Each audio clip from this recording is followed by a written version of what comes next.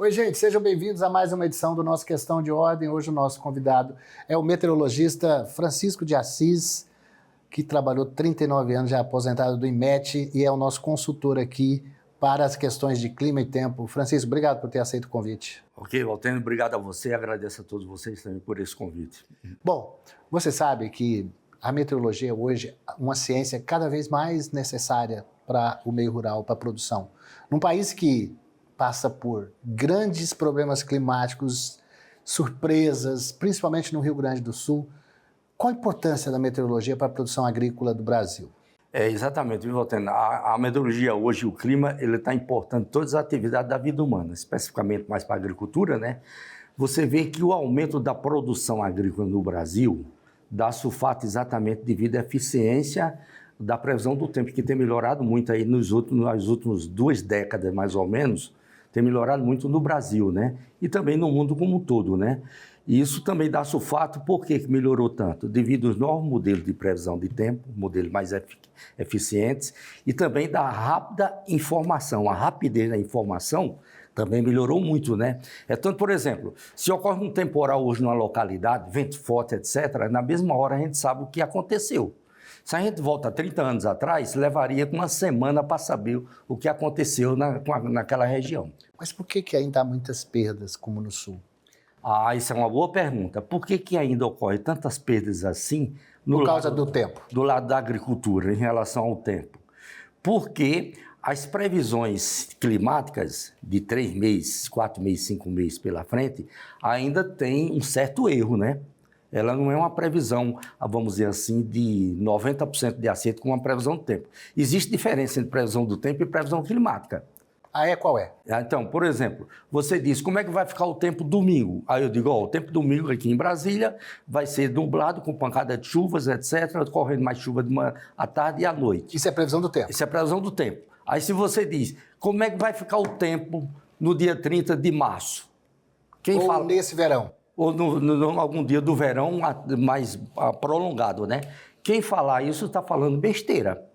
Agora, se você diz como é que vai ficar a condição do clima no mês de março aqui em Brasília, eu digo, o mês de março está indicando de chover acima da climatologia em Brasília. Por quê? Onde é que você vê isso? A gente vê nas previsões climáticas de 2, 3, 5, 4 meses pela frente. Aí comparando com o que vem atrás, como é que é feito esse cálculo? Essa previsão climática ela é feita baseado com o comportamento das temperaturas dos oceanos e também com a climatologia da região. Aí tem uma indicação do que vai acontecer. Vai ter chuva de mais, chuva de menos no período tal, vai ter seca ou vai ter excesso de chuva. As temperaturas vão ficar acima ou abaixo da climatologia. Aí é a previsão climática. Pois é, a gente ouve falar, quando tem lançamento de Plano Safra, o governo, o Ministério da Agricultura, fala muito de zoneamento climático, ou seja, saber o que vai acontecer naquela região, naquele semestre, naquele trimestre, para poder fazer o investimento e tudo mais. Só que isso não é aplicado, na verdade. Nós temos uma proposta, tem uma intenção, mas ainda não existe verdadeiramente uma política de zoneamento climático. Qual a importância? E ela se baseia nisso que você está falando? Não, essa de zoneamento climático, ela se baseia exatamente também com a climatologia da região, né? E também eles teriam que ter um viés pela frente, com a previsão climática pela frente, que vai acontecer daqui a 3 meses, 4 meses pela frente, por exemplo. Mas aí o zoneamento climático, ele está acompanhando somente como é que se comporta a climatologia na região. Do período de 10 de outubro a 20 de outubro, chove mais ou menos tantos milímetros. Então, nesse período, já pode começar a plantar em determinada localidade ou região. Pois é, veja só, a soja o ano passado, no Rio Grande do Sul, os agricultores tiveram uma perda gigantesca por causa da seca.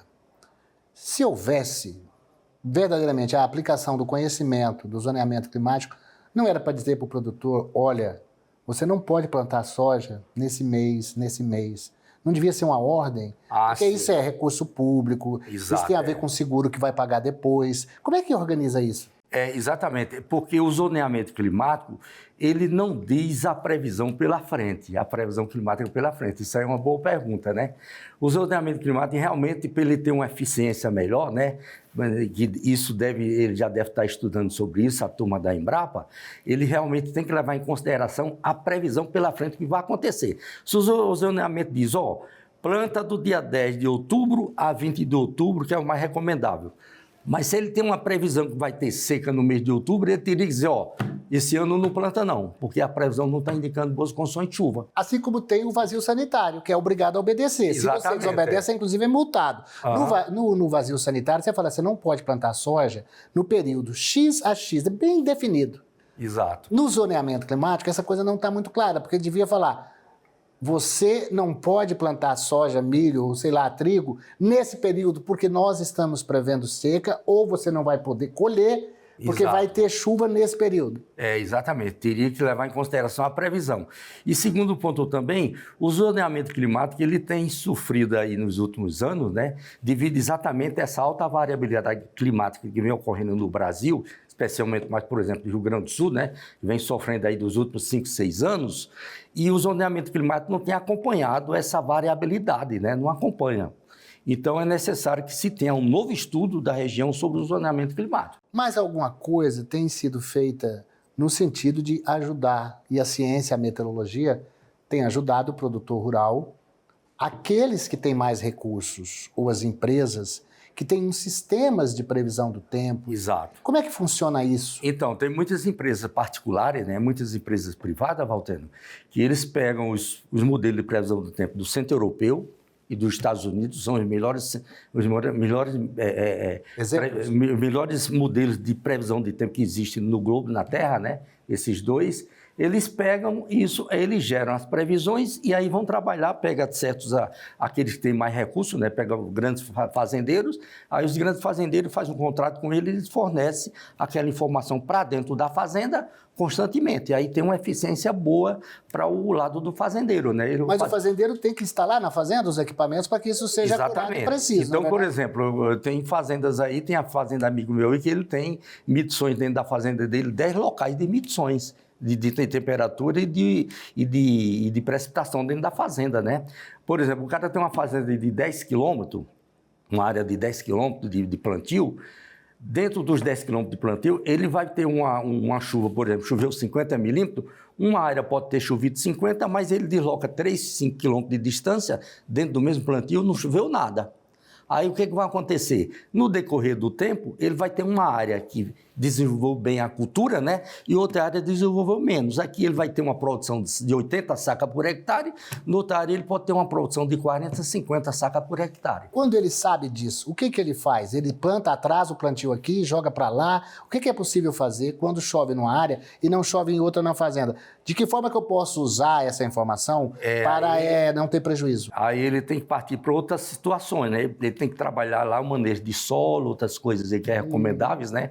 Até usar irrigação no lugar onde falta. Ou então, quando ele tem água para irrigação, jogar irrigação naquela área que está faltando mais chuva, né? Então ele tem que usar outros recursos aí para dar uma compensada aí nas perdas. Agora, quanto custa? É caro isso? É caro, custa caro. Por exemplo, você vai botar uma estação meteorológica, não que seja profissional, como profissional? As instituições de meteorologia do mundo inteiro, que trabalham com meteorologia, de cada país, eles usam estações profissionais, que são estações caras, estações de $30 mil, por exemplo, entendeu? Como a rede do Brasil aqui é nessa faixa, a rede dos Estados Unidos também nessa faixa, que é a estação de fabricação Vaisala da Finlândia. Agora tem estações, uma infinidade de estações. A gente tem estações de R$3 mil, de R$10 mil, essa que os fazendeiros implantam, né, apenas para ele ter um referencial de como está a chuva distribuindo na fazenda dele. Então não é necessário que tenha uma previsão, aliás, uma medição de 100%, vamos dizer assim, né? Então, se ele tem uma referência do como está chovendo na fazenda dele, já ajuda aí algo de 95%. Você não acha que deveria haver umas políticas mais voltadas? Por exemplo, o pequeno não consegue, mas uma associação, uns sindicatos, de fazer as coisas assim, para que esse pagamento não caia só no ombro de um, porque o produtor grande pode pagar, Exato. mas os pequenos não podem, mas que essas associações contratassem serviços meteorológicos para as suas necessidades, ô Francisco? Exatamente, isso aí é uma boa, vamos dizer assim, uma boa ideia, né? Seria necessário que as cooperativas agrícolas, os sindicatos rurais, Sim. tivessem um contato com alguém da informação, uma instituição de informação de tempo e clima aplicado para aquela área, de como vai ficar a chuva naquela área, naquela região, que pega ali os associados dele. Pois é. Por exemplo, eu faço uma situação desse tipo aqui, por lado aqui, de Unai, de Arinos, né?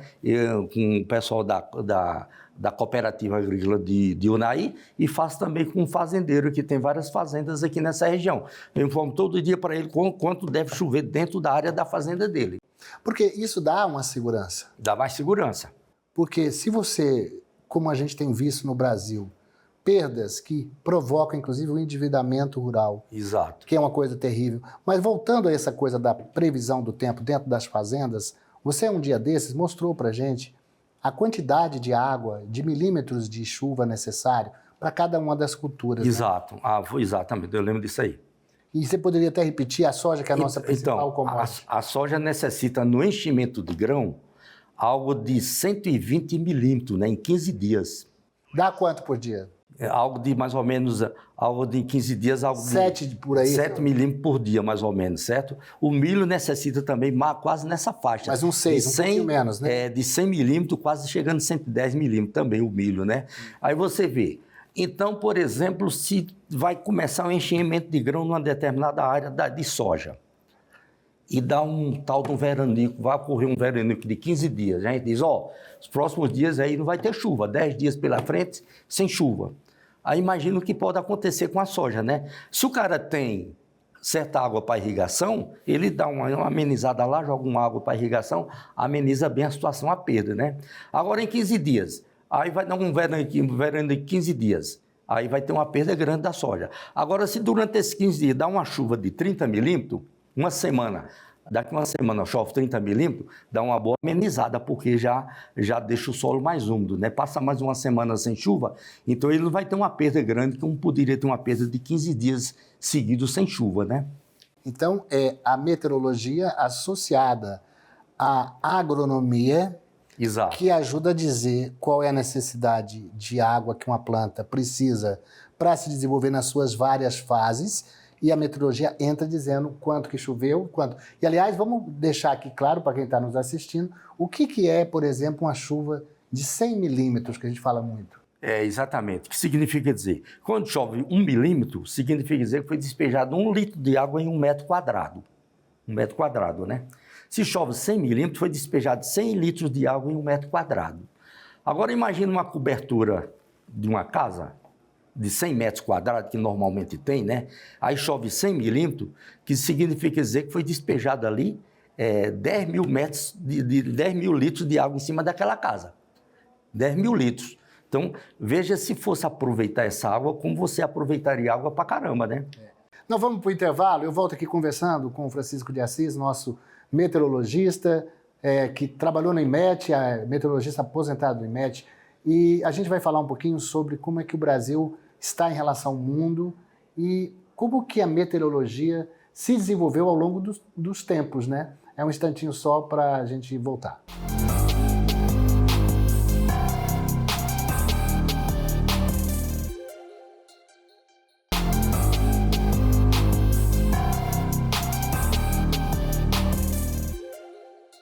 Estamos de volta com Questão de Ordem. Hoje o nosso assunto aqui é o tempo, gente. Meteorologia, clima. Estamos aqui com o meteorologista Francisco de Assis, nosso meteorologista aposentado do IMET, nosso consultor aqui do canal. Todo dia você está aqui e a gente pergunta assim, qual é a previsão do tempo? Aí você pega e mostra um mapa assim, com aquelas nuvens, uma parte vermelha, parte verde, laranja. Como é que é feita a previsão do tempo? Isso é uma boa pergunta, Walter. Muita gente não tem ideia como é que é feita uma previsão do tempo. Se você pegar a população como um todo, né? Se você pegar 5%, talvez no máximo saiba como é que é feita uma previsão do tempo. Essa previsão que o pessoal pega no celular, que sai lá aquela nuvezinha, temperatura, uma semana pela frente, não sabe a parafernália que se faz para ter aquele resultado. Como assim? Existem as estações meteorológicas na Terra, existem aqueles balões que soltam para a atmosfera, aqui em Brasília tem no aeroporto, né? No Brasil deve ter algo de 25 mais ou menos desses balões, era para ter mais ainda porque é caro, né, para manter isso. Existe as boias nos oceanos, por isso que a gente tem eficiência hoje está existindo El Niño ou Laninha, né? E até os tsunami. E até os tsunami. Existe também os navios que estão trafegando, que mandam informação. Os navios têm estação meteorológica dentro dele, né? Então ele manda uma informação. Aí ele manda ali a latitude, longitude onde ele está.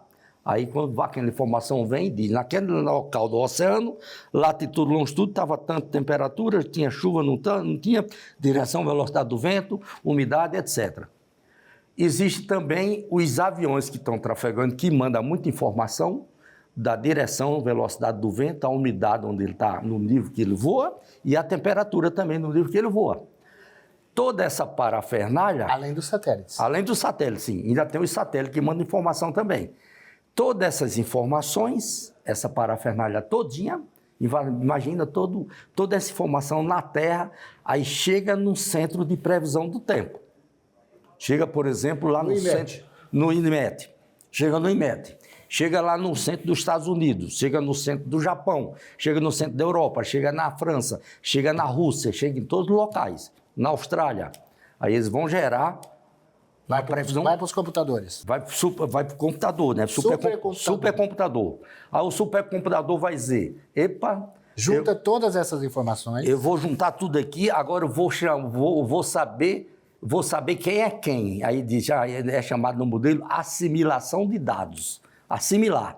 Se você vai assimilar uma coisa, você vai saber o que é aquela coisa, né? Aí ele pega e ele diz, opa, essa temperatura aqui... Lá em Unai, Minas Gerais, no dia 28 de janeiro, 32 graus. Está correto? Ele vai buscar assim, nessa latitude, lá no Brasil, Minas Gerais, Unai, 32 graus. Epa, eu tenho aqui uma referência para ela, que no mês de janeiro eu posso considerar a temperatura máxima aqui, por exemplo, de 28 até 38 graus. Então, 32 graus está correto, eu posso jogar ela dentro do modelo. Agora, se vai uma temperatura 42 graus no mês de janeiro, aí ele vai dizer, opa, o intervalo que eu tenho dela aqui é 38 graus, 39 no máximo. Então, 42 passou do limite, eu jogo fora. Na mesma hora, ele joga fora. Ele faz essa assimilação dos dados todinho do globo, como um todo, na Terra, né? Isso em questão de mais ou menos, no máximo, 1 hora. Imagina. E aí ele diz quem papá joga fora, joga fora. Que permite um avião decolar ou não? Não. São essas informações que permitem, por exemplo, você não vai voar para cá. Você está falando mais de temperatura agora. Eu estou dando um exemplo de temperatura, mas são todos os parâmetros. Mas vamos dizer, por exemplo, hoje um avião não decola, não voa, por exemplo, se não tiver um serviço de meteorologia trabalhado. Mas ali já é o resultado disso que eu vou dizer, né? Então, quando ele pega, faz toda a assimilação dos dados, ele diz, agora está ok, agora eu vou disparar um modelo da previsão. Aí ele vai dizer, esses dados assim, agora estava assim. A atmosfera, nesse momento, estava assim. Eu vou pegar esses dados e vou dar uma derivada pela frente, derivar 24 horas e vou dizer como é que vai ficar esses dados daqui a 24 horas. Aí ele dá uma derivada, joga para frente. Aí joga 48 horas, outra derivada. Joga 72 horas, terceiro dia. Joga 120 horas, 5 dias. O modelo vai jogando isso. Ele vai gerando... É por isso que você chega aqui e você fala, previsão para hoje, previsão para o fim de semana. Exatamente. Aí o modelo diz, essa atmosfera agora estava assim, eu vou gerar essa outra atmosfera daqui a 3 dias, como é que vai ficar? Isso aí é que vai dizer para a gente o resultado, né? Aí o meteorologista pega o resultado e vai dizer, oxe, daqui a 3 dias está indicando aqui chuva de 100 milímetros. Por quê? Porque o modelo indicou que o disparo de agora, daqui a 3 dias, naquela determinada região, pode dar um temporal lá, chuva de 100 milímetros. Na hora que nós estamos conversando aqui, Francisco, e quem está nos assistindo, quando esse programa for ar, já terá passado. Mas tem um ciclone se formando na costa, no São Paulo e Paraná. São Paulo e Paraná. Para o final de semana. Esse é exatamente o fruto desses estudos, dessas informações. Exato. E aí você sabe Como é que você sabe quando ele vai chegar na costa? E aí, a que velocidade? Exatamente. Aí é uma boa pergunta. E aí a gente pega o resultado dessas previsões, né? Aí tem outro programa que gera os campos, né? Gera os mapas, gera o mapa de chuva, gera o mapa de vento, gera o mapa de intensidade do vento, de vento forte ou não, gera um mapa de temperatura, gera um mapa de umidade, gera um mapa da condição de temporal, que é outra coisa também, gera um mapa daquela convecção na atmosfera, se vai ter trovoadas ou não. Então gera vários tipos de mapas, né? O meteorologista pega, estuda tudo e diz, ó, vai ocorrer isso e isso naquele dia tal. Aí esses mapas indicam, ó, daqui a 4, 5 dias está se formando um movimento ciclônico, os ventos, igual o ponteiro do relógio, que está intensificando. Está mostrando ventos aqui de 80 a 90 km por hora. O tempo é previsível? O tempo é previsível. E ele é acurado? É acurado. Agora, o tempo, a previsão, ela nunca vai ser 100%. Aí você diz, mas por que ela não pode ser 100%? Porque não tem como observar a atmosfera 100%. Sempre fica buraco. Então, o que entra no modelo de previsão é o resultado da observação da atmosfera. Mas isso evolui a cada ano? Isso evolui sempre a cada ano. Vamos chegar a quê? Vamos chegar a uma previsibilidade. Hoje, qual o percentual que você acha que tem de acerto? Dependendo da época do ano, né, ela varia até de 90% a 95%, às vezes cai para 70%. Por exemplo, a previsão climática de 3 meses, né, ela está na faixa aí de 60% a 70%. De 3 meses. Então tá bom. Por exemplo, entendeu? Eu sei que você trouxe 2 mapas para a gente mostrar, que parece que é do El Niño e Laninha, é isso? É, exato. Qual que é esse primeiro? Só para a gente não, aqui não vai ver, mas na hora que estiver passando vai falar. Pode narrar aí. O mapa mostra exatamente como é que está a situação atual agora, né? Que a gente está numa laninha fraca, e aí vai mostrar as previsões pela frente. Vai mostrar as previsões pela frente da evolução das temperaturas do Oceano Pacífico Equatorial. Se você quiser, inclusive, olhar no telefone para você narrar, mas enfim, mas você já sabe de cor, Eu já sei né? mais ou menos. Então, esse primeiro mapa está mostrando Laninha, que nós estamos vivendo a Laninha, e que vai mostrar a evolução das temperaturas, que lá para o meio do ano, mais ou menos lá para maio, junho, essas temperaturas vão aumentar e vai começar a surgir o fenômeno El Niño. A gente vai sair de uma laninha agora que ela deve estar começando morrendo agora, né? Vai morrer agora no mês de fevereiro, essa laninha. Aí vai entrar num período neutro, nem El Niño nem laninha, entra no período neutro e de repente aí vai chegar um El Niño lá por mais ou menos meados do ano. Então, quando a gente está vendo hoje no Brasil, a gente está vendo um pouco de seca no sul, chuva no norte, que a gente está vendo lá o Acre. Exato. Esse é o Laninha, chuvas mais intensas no norte. Exato. E mais seca no sul. O El Niño é o contrário. O El Niño é o contrário. Vai trazer uma condição de muita chuva para o sul, com a Argentina, e vai trazer redução de chuvas, né, para o norte e nordeste. A partir de que mês? Isso eles estabelecendo no meio do ano, né? Mas no meio do ano, como está no período seco, de estiagem, não vai ter problema. O problema vai ser depois a evolução dele pela frente, até o final do ano, de setembro, outubro, quando ele estiver evoluindo, né, Valtênio, que for começar o período das chuvas. É esse mapa que nós estamos vendo aí, né? Aí agora. Né? Exato. Aí, quando começar o período das chuvas, aí a gente vai ter que observar, né, acompanhar qual a intensidade que deve chegar esse El Niño. Você tem falado de que a meteorologia está sofrendo ataques de gente que não tem muito conhecimento.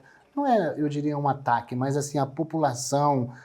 Tem muita gente que vai para a rede social e... O que você gostaria de falar sobre isso? É perigoso isso? Exatamente, Valdir. Tem muita gente aí nas redes sociais que não é da área de meteorologia, falando de meteorologia, dando previsão do tempo, falando de previsão do tempo, que nunca trabalhou com previsão do tempo, não conhece e não é da área de meteorologia. É tipo um charlatanismo que está existindo, né? Devido aí à disponibilidade grande nos sites, né, sobre os modelos de previsão do tempo, essas pessoas estão aproveitando e estão divulgando previsão aí à torta e à direita para ganhar destaque nas redes sociais. Agora, houve muita evolução do sistema e o poder público, as defesas civis nos estados, tem trabalhado muito proximamente com os institutos de meteorologia para poder alertar a população, por exemplo, quando o nível de chuva chega a 50 milímetros, toca o celular. Inclusive, esse tempo atrás tocou aí por um teste, todo mundo ficou meio assustado, mas choveu muito em Brasília, por exemplo, no final de semana passado. e quando a chuva passou de 50 milímetros, todo mundo recebeu um alerta. É essa a tendência no futuro e as prefeituras, os estados já estão fazendo. Você acha que isso vai para as prefeituras também? Existe um sistema de alerta meteorológico pela Organização Mundial de Meteorologia, né? O IMET tem exatamente esse alerta também. A Europa todinha usa esse alerta, que é exatamente isso que você está falando. A chuva vai ser de 30 a 50 milímetros, alerta a laranja. A chuva vai ser de 50 a 80 milímetros, alerta laranja. Alerta amarelo de 30 a 50 milímetros. A chuva vai ser de 100 milímetros ou mais, alerta vermelho. Ou então, quando já tem chovido muito e que vai continuar chovendo, alerta vermelho. Ou seja, não sai de casa. Exatamente. Não, você vai ficar quieto porque não... É esse alerta que as defesas civis usam exatamente devido aí à integração com os institutos de meteorologia. Para onde caminha a meteorologia? A meteorologia caminha cada vez mais para uma eficiência melhor, né? Ficando mais eficiente aí com as informações do tempo e do clima. O que significa a palavra meteorologia, hein? Meteorologia é uma boa pergunta, né? Isso é exatamente o estudo da ciência da atmosfera como um todo, né? Não é do tempo, é a atmosfera. É a atmosfera. Aí a atmosfera como um todo, meteorologia que entra o lado do tempo e entra o lado do clima. Aí por que entra o lado do clima? Porque o lado do clima entra devido à climatologia. A climatologia já é uma derivada também da meteorologia, né? Por que a climatologia? Se você está numa determinada região, como é que você sabe o comportamento do mês de julho naquela região? A climatologia é que vai dizer. Por que você quis ser meteorologista? Eu creio que foi porque, na época, quando eu fui fazer vestibular, apareceu umas conversas dizendo, tem um novo curso aí. Aí um novo curso, eu disse, que curso é esse? Ele disse, meteorologia, eu não sabia nem o que era. Eu disse, então eu vou fazer vestibular para isso aqui. Aí eu fui ler o que era meteorologia, né? Então você caiu por acaso? Aí caí por acaso, terminei gostando. E por que você gosta? Eu gosto porque eu me dei muito bem, né? E gostei da profissão. Sente, você hoje sobrevive disso, ajudou muito. O IMET hoje é um centro de referência no mundo? O IMET também é um centro de referência, né? Principalmente aqui na América do Sul, né? Praticamente é em primeiro lugar o IMET. Depois tem também o CPTEC do INPE, né, que é mais referência ainda também, que trabalha mais com o modelo de previsão do tempo. E eles estão tudo integrados no globo como um todo, né? IMET, CPTEC, aqui o Brasil está integrado também com o globo todinho nas informações meteorológicas como um todo. O que você chegar no IMET aqui, você sabe a informação que está ocorrendo na Austrália, no Japão, lá na Rússia, na África, qualquer local. Ô, Francisco, o tempo passou rápido, já que nós estamos falando de tempo. E acabou rápido a nossa conversa. Então eu quero te agradecer muito a sua participação, que eu acho que foi muito esclarecedor para quem está em casa assistindo e principalmente para o nosso produtor rural. Exatamente. Eu agradeço a você também, muito bom. Esperamos nos encontrarmos aí nas próximas vezes. Vamos encontrar todo dia nos nossos programas aqui, porque você está todo dia aqui. Gente, obrigado pela sua atenção, pela sua audiência. Viu como o tempo é interessante, né? Como que é importante também para a gente saber a previsão, ficamos sabendo a diferença de clima com previsão do tempo, quantas outras coisas. O Questão de Ordem volta na semana que vem. Muito obrigado.